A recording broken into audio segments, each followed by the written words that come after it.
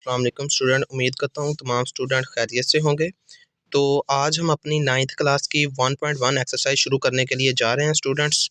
तो इसके लिए हमें जो आज का जो हमारा थोड़ा सा काम है, एक्सरसाइज 1.1 शुरू करने से पहले हम अपना थ्योमेटिकली जो हमारा थोड़ा सा काम है उसे पहले समझना ज़रूरी है, जिसके बाद हम फिर ही अपनी एक्सरसाइज शुरू करेंगे। जी तो स्टूडेंट्स, सबसे पहले हमारे पास जो होते हैं वो होते हैं हकीकी नंबर्स। हकीकी अदाद जो होते हैं हमारे पास, रियल नंबर्स जिनको कहा जाता है। रियल नंबर्स की मिसाल इस तरह ही हम ले सकते हैं कि जैसे कोई एक घर का सबसे बड़ा वालिद होना, इस तरह से। जैसे हकीकी अदाद वो अदाद होते हैं, ये हमारे ना तकरीबन जो भी हमारी मैथ वगैरह में 0 1 2 3 या जो भी हम यूज़ करते हैं, उन सब में जो हमारे पास यूज़ होते हैं वो हकीकी अदाद होते हैं। तमाम जिससे हमारा वास्ता पड़ता है ना पूरी मैथ में, वो तमाम जो हैं वो तमाम हकीकी अदाद से हमारा वास्ता पड़ता है। आगे जो हकीकी अदाद है उसकी 2 इकसाम में उन्हें तक़सीम किया जाता है, यानी नातक अदाद और गैर नातक अदाद। ये जो हम 9th क्लास के लिए बना रहे हैं ना वीडियो, इसमें मैं थोड़ा-थोड़ा इंग्लिश मीडियम वालों के लिए भी बताता जाऊँगा। तो नातक अदाद जो होते हैं इन्हें अच्छा, तो स्टूडेंट नातक अदाद जो हमारे पास वो होते हैं, नातक अदाद की डेफिनेशन में हमारे पास आता है, जो वैल्यू हम p/q की शक्ल में लिख सकते हैं ना, उनको नातक अदाद कहते हैं। तो जैसे ऐसे भी नहीं, अगर आपको समझ आ रहा है तो जो भी रकम हम बटे में लिख सकते हैं, जैसे 5/2 हो गया, 3/2 हो गया। जैसे कोई भी जो रकम है हम जिसे बटे में लिख सकते हैं ना, ओवर में लिख सकते हैं, उसे नातक अदाद कहते हैं। तो इसका उल्ट कर देंगे तो हमारे पास आ जाएगा गैर नातक अदाद। गैर नातक अदाद में हमारे पास जो रकम हम p/q की शक्ल में नहीं लिख सकते, यानी बटे की शक्ल में जो हम रकम को नहीं लिख सकते, उसको कहते हैं गैर नातक अदाद। तो इसके बाद हमारे पास जो नातक अदाद है, इससे आगे 2 कैटेगरी में तक़सीम किया जाता है। जैसे हमारे पास मुख्ततम कसरे इशारिया और गैर मुख्ततम। अच्छा, यहाँ पे मुख्ततम और गैर मुख्ततम के बारे में हमें अभी समझना है थोड़ा सा। मुख्ततम कौन सी होती है? कसर जो होती है इशारिया, यानी इशारिया वाली जो कसर है। मुख्ततम से मुराद वो होता है जिसका 2 रकमों को हम लें, उन्हें तक़सीम करें तो जवाब जो है वो आगे, कुछ रकमें ऐसी होती हैं ना जिनका जवाब ख़त्म ही नहीं होता, यानी इशारिया के बाद आगे चलती जाती हैं रकमें। तो मुख्ततम वो होती हैं जिसे हम 5 को लें, 5 को, तो यहाँ पर हम 5 को 2 पर अगर डिवाइड करें, 2 2 ज़ार हमारे पास आएगा 4। तो 5 में से 4 गया, 1 आया, यहाँ पे पॉइंट गया और 0 उतारा नीचे, 2 5 ज़ार हमारे पास हो जाएगा 10। तो यहाँ पे 10, ये देख सकते हैं, ये जो आंसर है वो हमारे पास पूरा तक़सीम हो गया है। तो यहाँ पे जो इस तरह जो रकमें होंगी ना हमारे पास, जो पूरी तक़सीम हो जाए, मतलब जिनका आंसर आगे ना डॉट्स भी ना चले आगे, तो वो होती हैं मुख्ततम, यानी ख़त्म हो जाने वाला चीज़ जो हमारे पास जो वैल्यू आएगी। तो इसी तरह हमारे पास गैर मुख्ततम और नातक अदाद में ही मतवाली कसर इशारिया आती है। मतवाली, सबसे पहले हमें ये समझना होगा कि मतवाली किसे कहते हैं। मतवाली वो होते हैं जिनका पॉइंट के बाद जो है ना वो आंसर सेम आता है, जैसे 0.3333, ये आगे सेम ही चलता जाए, या फिर 0.1666, ये हमारे पास सेम चलता जाए, उससे कहते हैं मतवाली कसर इशारिया। अच्छा, इसके बाद हमारे पास आता है गैर मुख्तम और गैर मतवाली, यानी गैर नातक अदाद में हमारे पास गैर मुख्तम और गैर मतवाली आएगा। गैर मतवाली में हमारे पास क्या है कि गैर मतवाली वो रकम होती है जिसमें हमारे पास पॉइंट के बाद जो ना आंसर जो है वो सेम ना रहे, तब्दील होता रहे, उसे कहते हैं गैर मतवाली। तो जैसे 0.141596, इस तरह 2.71828, ये आगे सेम नहीं होगा इसका आंसर, ये इसीलिए इस वजह से इसको कहते हैं गैर मतवाली। उसके बाद हमारे पास एक और चीज़ समझ लेते हैं, उसके बाद हमारी एक्सरसाइज का 1.1 क्वेश्चन शुरू करेंगे। इसके लिए हमारे पास रियल नंबर्स की प्रॉपर्टीज़ होती हैं कुछ, यानी हकीकी अदाद की खसूसियात। तो पहली है खासियत बंदश, यानी इसमें हमें ऐसे, यानी a+b, यानी कोई भी 2 रकमें लें, उनको जमा करें। तो इसमें खासियत बंदश में ये है कि अगर हम a और b यानी 2 रकमें लें, उनको प्लस करें तो उनका जवाब रियल नंबर में आना चाहिए, हकीकी अदाद में ही आना चाहिए। तो इसको कहते हैं खासियत बंदश। दूसरे नंबर पे हमारे पास मौजूद है ये वाली खासियत मुबादला, यानी a+b बराबर b+a, यानी इसमें हमारे पास ऐसे होगा कि अगर हम 2 रकमें लें, a+b करें या b+a करें, तो उसका भी जो जवाब है वो सेम होना चाहिए।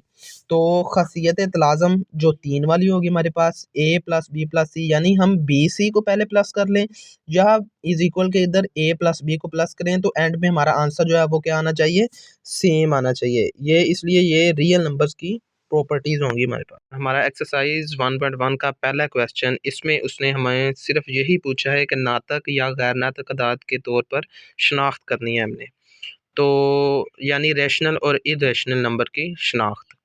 तो पहला क्वेश्चन हमारे पास है जिसमें हमारे पास वैल्यू दी गई है 2.353535, यानी इसमें अगर हम देखें तो पहले हम डिस्कस कर भी चुके हैं कि जिसका जो ख़त्म हो जाए यानी मुख्ततम हो जाए वे ये जो है नातक अदाद की ही किस्म है। तो इसमें या तो यहाँ पे डॉट लगे होते तो फिर भी हम देखते कि ये गैर नातक है। यहाँ पे अब ये वैल्यू जो है ख़त्म हो रही है, तो इसका इशारिया ख़त्म करके इसे बटे में लिखा जा सकता है, इस वजह से ये है नातक अदद। ये कौन सा है, नातक अदाद। तो यानी ये रैशनल नंबर है हमारे पास, तो ये है हमारे पास नातक अदाद। अच्छा, दूसरे में अगर हम देखें 0.6 के ऊपर जो बार लगी हुई है ना, ये किसी भी क्वेश्चन के ऊपर बार आ जाती है, इसका जो मकसद होता है लगाने का, इसका मतलब है कि 0.666, ये आगे इसी तरह से चलता ही जा रहा है। तो जो वैल्यू मैंने पहले हम डिस्कस कर चुके हैं कि जिसमें अगर वैल्यू रिपीट हो रही हो तो चेंज ना हो, यानी उसका इशारे के बाद 666 ये ऐसे ही चलता जाए, तो ये वाली भी किस्म मतवाली में आएगी। तो मतवाली जो है वो हमारे पास नातक अदाद में आ जाएगा। किस में आएगा हमारे पास, नातक अदाद में। तो दूसरे नंबर पे हम तीसरे नंबर पे अगर जो क्वेश्चन 2.236 यानी ये हमारे पास चलता जा रहा है, लेकिन इसका जो हमारे पास पॉइंट के बाद जो वैल्यू है वो सेम नहीं आ रही, तो एक जैसी वैल्यू नहीं आ रही, इस वजह से हम इसे जो वैल्यू चलती जा रही है उसे हम बटे में भी इस तरह नहीं लिख सकते, तो इसको हम कहेंगे गैर नातक। तो यानी ये रेशनल नंबर होगा, ये इरेशनल नंबर हमारे पास हो जाएगा। अच्छा, इसके बाद हम देखते हैं यानी जो वैल्यू जज़र में हो उसका हमने पता लगाना है कि ये वाली नातक है या गैर नातक है। अगर हम देखें ना तो जो वैल्यू जज़र में होती है ना उसका 98 99% जो हमारे पास होगा ना वो गैर नातक ही होगा। क्योंकि अगर हम देखें 7 का भी जज़र लेके देखें तो पॉइंट के बाद वैल्यू जो हमारे पास वो सेम नहीं आएगी, तो इसकी जो पॉइंट के बाद जो वैल्यू होगी ना वो चेंज होती रहेगी और ये चलती जाएगी आगे, रुकेगी भी नहीं।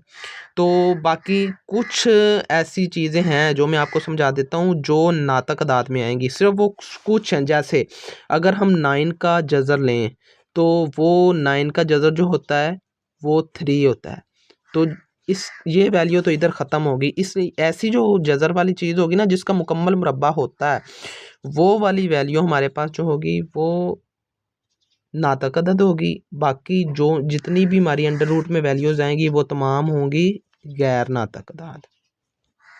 अच्छा, कैलकुलेटर आपके पास है, आगे क्वेश्चन नंबर जो हमारे पास 5 दिया हुआ है, तो इसमें ई की वैल्यू अगर हम मालूम करें तो वो भी चलती जाएगी, वो रुकेगी नहीं। इसी तरह ये भी गैर नातक होगी, जैसे पाई की होगी 0.31415, ये आगे ऐसे चलती जाएगी, ये भी गैर नातक हमारे पास होगी। आगे हमारे पास देखो एक है नातक अदद, एक है गैर नातक अदद। तो इसमें 7वें क्वेश्चन में हमारे पास 5 प्लस, इसमें हम देखेंगे कौन सी चीज़ हैवी है, यानी 11 या 5। तो 11 की जो अगर हम इसका अंडर रूट जो हम 11 लिखें कैलकुलेटर पे तो वो वैल्यू आगे चलती जाएगी। अगर हम 5 उसमें प्लस कर भी दें तो वो पॉइंट से पहले वाला जो डिजिट होगा उसमें प्लस होके फिर भी वैल्यू नहीं रुकेगी, जवाब सेम नहीं रहेगा। इस वजह से अगर कोई ऐसा क्वेश्चन आता है अंडर रूट वाला तो उसे हम गैर नातक ही करार देंगे, गैर नातक ही होगा ये हमारे पास। अच्छा, इसी तरह 8 क्वेश्चन भी गैर नातक है, और जो वैल्यू मैंने पहले बताई P/Q की शक्ल में या बटे की सूरत में लिख सकते हैं उसे हम कहते हैं नातक अदाद। क्या कहते हैं, नातक अदाद। तो इसी तरह ये देख लें, ये हमारे पास वैल्यू आ गई जज़र में, तो इसे भी हम कहेंगे गैर नातक अदाद। नातक अदाद जो होते हैं उन्हें रेशनल नंबर कहा जाता है, गैर नातक अदाद को इर्रेशनल नंबर कहा जाता है। ये थी हमारे पास एक्सरसाइज 1.1 का पहला क्वेश्चन। तो ये जो उसके तमाम जो थे ये जो हमारे आज हो गए हैं कंप्लीट। इसके बाद हम दूसरा क्वेश्चन शुरू करते हैं। स्टूडेंट इसके बाद एक्सरसाइज 1.1 का हमारा जो दूसरा क्वेश्चन है ना, उसमें हमारे पास है √2 √3। इसको हल करने के लिए हमारे पास पुरकार और दूसरी चीज़ों की ज़रूरत पड़ेगी। ये क्वेश्चन ऐसे जो होते हैं वो पेपर में नहीं आते। इससे मैं तीसरा क्वेश्चन आपको शुरू करवाने जा रहा हूँ। तो नंबर लाइन पे ज़ाहिर करना, यानी इसमें छोटा सा कंसेप्ट है जो आपके जहन में बैठ जाना चाहिए। अगर वो कंसेप्ट आपके जहन में बैठ गया तो कोई भी क्वेश्चन आ जाए आप उसे आसानी से हल कर सकते हो। जैसे यहाँ पे हमारे पास है 1.4, सही हमारे पास 1/3। तो यहाँ पे अगर हम देखें तो आपने देखना है सबसे पहले वाला 4 देखना है आपने यहाँ पे। तो ये ज़ाहिर करेगा हमने यहाँ पे कितने डिजिट पर जाना है। तो यहाँ पे हम सबसे पहले यानी उसने कहा है कि 4 तक जाएँ। तो उसके बाद हम ऊपर वाला देखेंगे यहाँ पे 1 है और नीचे वाला देखना यहाँ पे 3 है, यानी 4 पॉइंट तक जाके तो इनके दरमियान हमें 3 यानी 3 हिस्सों में इसे डिवाइड करना है। यहाँ पे 3 हो तो इसको 3 हिस्सों में डिवाइड करना है। तो यानी 4 पे गए और हमने इसको 3 हिस्सों में यानी 1 लाइन और 2 लाइन, 1, 2 और ये 3 हिस्सों में डिवाइड हो गया। ठीक है? तो 3 हिस्सों में डिवाइड करने के बाद ऊपर वाला जो 1 है वो हमें ये बताएगा कि हमने इसके कितने हिस्से पे जाना है। यानी यहाँ पे 1 है तो पहले हिस्से पे ही आपने इसको ऊपर की तरफ या नीचे की तरफ ड्रॉ कर देना है। ये चीज़ बस हमें, तो बाकी तो आपको पता है कि दरमियान में अगर हम 0 लगाते हैं तो इस तरफ पॉजिटिव वाले नंबर आते हैं, इस तरफ नेगेटिव वाले नंबर आते हैं। इसी तरह अगर हम दूसरा क्वेश्चन देखें, यहाँ पे हमारे पास है यानी 2 जो ज़ाहिर कर रहा है कि हमने नंबर लाइन सिर्फ 2 तक लेके जानी है। उसके हिस्से कितने करने हैं? 7 हिस्से करने हैं, यानी 2 तक जाना है। 1, 2, 3, 4, 5, 6 लाइनें लगाएँगे तो हम गिनेंगे तो हमारे पास 7 ही हिस्से हो जाएँगे। तो ऊपर जो होगा हमारे पास 1 है वो हमें ये ज़ाहिर करेगा कि हमने कहाँ तक इसके जाना है। 1 है तो यहाँ पे सिर्फ़ हमारे पास इस 1 तक जाके यहाँ पे हम इसे ड्रॉ कर देंगे। तो यहाँ पर हमें आपको पता है कि इस तरफ अगर हम माइनस की तरफ जाएँगे तो ये तमाम नंबर जो होंगे ये किसके होंगे? माइनस के होंगे। तो बाकी अब हमारा क्वेश्चन शुरू होगा 1.1 का तीसरा क्वेश्चन, यानी जो हम पीछे अब तक करते हैं ना, अभी यानी मैंने कहा था पहले भी 1.1 के दूसरे क्वेश्चन में जुज़ में पहले क्वेश्चन के दूसरे जुज़ में कहा था कि ये बार वाला जो क्वेश्चन है वो किस तरह से हम साबित कर सकते हैं कि ये नातक अदद है। तो इसके लिए अभी हम इसको प्रैक्टिकली करते हैं। तो इसे साबित करते हैं कि किस तरह हम इसे साबित कर सकते हैं ये नातक अदद है। ये पहला क्वेश्चन अभी हमने लिया है 0.4। अब हम इसे साबित करते हैं कि ये किस तरह हम साबित कर सकते हैं कि ये एक नातक अदद है। इसको साबित करने के लिए ना सबसे पहले हम यहाँ पे करेंगे लेट x के इक्वल लिख लेंगे 0.4 को। अच्छा, उसके बाद आपको मैंने बताया था कि जो बार होती है उसका मतलब होता है कि ये 4 4 4 4 आगे इस तरह चलता ही जाएगा। तो इसके बाद जो चीज़ समझने वाली है, तो अगर इशारे के बाद एक लफ़्ज़ आएगा हमारे पास तो उसे 10 से ज़रब करनी है, 2 लफ़्ज़ आ जाएँ 100 से, 3 लफ़्ज़ आ जाएँ 1000 से ज़रब करेंगे। क्योंकि इसका तो आपको पता है कि इशारिया ख़त्म करेंगे तो इशारिये की जगह पे 1 और जितने डिजिट होंगे उतने 0। यहाँ पे हमें एक ही लफ़्ज़ है तो यहाँ पे आप लिख सकते हैं कि 10 मल्टीप्लाई ऑन बोथ साइड, यानी अब हम यहाँ पे 10 को मल्टीप्लाई करेंगे x से और 10 को ही मल्टीप्लाई करेंगे 0.444, इस तरह ये आगे चलता जाएगा। अच्छा, तो यहाँ पे अगर 10 को x से मल्टीप्लाई किया तो 10x वैसे का वैसे। तो यहाँ पे आगे हम अगर 10 को 0.44 से आपको पता है मल्टीप्लाई करेंगे तो ये जो है एक हिस्सा पीछे आ जाएगा हमारे पास, वो पॉइंट एक हिस्सा आगे चला जाएगा, ठीक है? अगर हम 100 से मल्टीप्लाई करेंगे तो 2 डिजिट जो हमारे पास है वो पॉइंट आगे जाएगा। यहाँ पे 10 है तो 4.444 हमारे पास आ जाएगा, ठीक है? अच्छा, जो आगे हमारा स्टेप है वो 10x वैसे का वैसे, और यहाँ पे हमारे पास ये जो 4 है इसको अलहदा कर लें और जो हमारे पास ये 0 ये 0.444 ये हमारे पास अलहदा हो जाएगा। अच्छा, तो ये 0.4 अगर आप 0 लगा लें तो इससे भी कोई फ़र्क नहीं पड़ता, अगर आप ना भी लगाएँ तो कोई फ़र्क नहीं पड़ता, लेकिन ये खूबसूरती के लिए होता है। तो इसमें जो स्टेप जो हमारे पास समझने वाली बात है ना, वो ये है कि अभी हम अगर देखें तो 0.444 ये किसके इक्वल आया था हमारे पास? x के इक्वल। तो अब हम इस 0.44 की जगह पे हम एक्स लिख सकते हैं। तो अगर हमने ये एक्स लिखा, एक्स इधर प्लस का है हमारे पास, इधर आके हो जाएगा 10x minus x is equal to 4 रह जाएगा हमारे पास। इस चीज़ का तो आपको पता है, 10 में से 9 माइनस किए हमारे पास, तो ये होगा हमारे पास एक्स माइनस किया तो हमारे पास आएगा 9x इज इक्वल टू 4। उसके बाद x यहाँ पे वैसे का वैसे इधर मल्टीप्लाई हो रहा है, इधर आके डिवाइड हो जाएगा 9। तो आप देख सकते हैं कि ये प्रूव हो चुका है कि हम 0.44 जो ऊपर बार लगा हुआ है, ये इसे हम P ओवर Q की शक्ल में लिख सकते हैं। ये है हमारे पास इसका आंसर। तो यहाँ पे हम क्वेश्चन नंबर 3 का पार्ट 2 करने लगे हैं। इसमें हमारे पास है 0.37 जो हमें दिया गया है। अब हमने इसको प्रूव करना है कि इसे हम नातक अदद में किस तरह लिखें। तो सबसे पहले जो हमारा है, इसको लेट करेंगे x बराबर 0.37 लिखेंगे। उससे आगे वाला हमारा जो स्टेप होगा वो x इज इक्वल टू 0.3737 ये इस तरह आगे चलता जाएगा। आपको इस चीज़ का पता है क्योंकि बार का मैंने मतलब पहले ही आपको बता दिया है। इसके बाद हमारा जो क्वेश्चन है वो मैंने पहले आपको बताया था कि अगर एक डिजिट होगा इशारिये के बाद तो उसको 10 से मल्टीप्लाई 2 होंगे तो इसको 100 से मल्टीप्लाई करेंगे। इसमें हमारे पास 37 यानी इशारिया अगर ख़त्म भी करें तो बटे में 1 आएगा, आगे जितने डिजिट हो गए उतने 0, तो हमारे पास 100 बनेगा ना इसका। तो 100 को हम यहाँ पे मल्टीप्लाई करेंगे x से, इसी तरह 100 को यहाँ पे आप लिख भी सकते हैं कि 100 मल्टीप्लाई ऑन बोथ साइड, यानी 100 को दोनों तरफ ज़रब करने से। तो इसके लिए हमारे पास जो बनेगा 100 को हम मल्टीप्लाई करेंगे 0.37 और 37 इस तरह हम इसको मल्टीप्लाई करेंगे। तो अच्छा, तो यहाँ पे हमारे पास मल्टीप्लाई कर दिया हमने 100 को दोनों तरफ। इसके बाद हमारे पास होगा यानी 100x वैसे का वैसे आ जाएगा। अगर 100 को मैंने पहले बताया कि अगर 7 मल्टीप्लाई करेंगे तो ये कैलकुलेटर से आप करके देख सकते हैं। यहाँ पे आएगा 37 ये आगे आगे इस तरह होगा। अच्छा, इसके बाद हमारा जो अगला स्टेप होगा वो 100x वैसे का वैसे, इसमें से 37 अलग कर लेंगे और यहाँ पे पॉइंट 37 ये इस तरह आगे होगा। उसके बाद जो हमारा अगला स्टेप है उसमें हम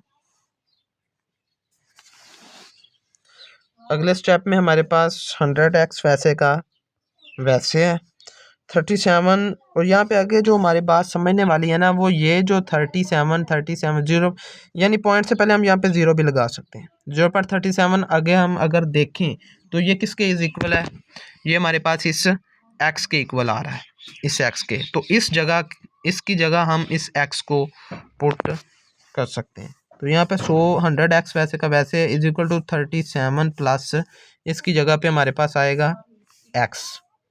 ठीक है, तो यहाँ पे हमारे पास जो होगा x इधर प्लस इधर आके माइनस का हो जाएगा, तो बराबर हमारे पास 37 वैसे। इधर 100 में से 1x अगर माइनस भी करें तो 99 बचेगा।